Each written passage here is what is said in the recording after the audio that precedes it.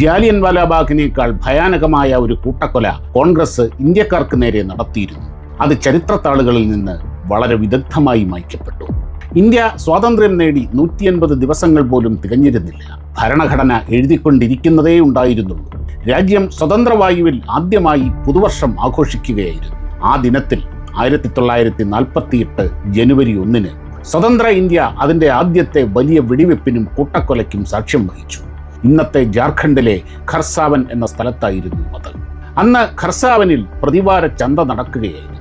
സരായിക്കേല ഖർസാവൻ പ്രദേശം ഒഡീഷയുമായി ലയിപ്പിക്കരുത് എന്ന ഒരൊറ്റ ആവശ്യവുമായി നിരായുധരായ ഏകദേശം 50,000 വനവാസികൾ അവിടെ തടിച്ചുകൂടി.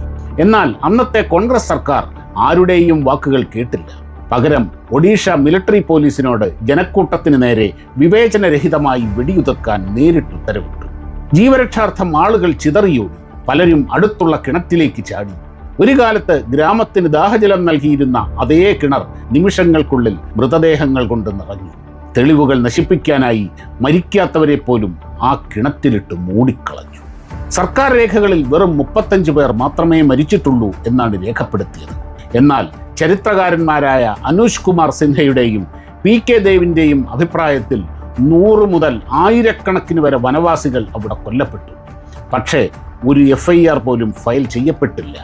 ഒരു റിപ്പോർട്ടും ഒരിക്കലും പുറത്തു വന്നില്ല. ഇന്ന് ചരിത്ര പുസ്തകങ്ങളിൽ ഖർസാവൻ വെടിവെപ്പിനെ കുറിച്ച് യാതൊരു പരാമർശവുമില്ല.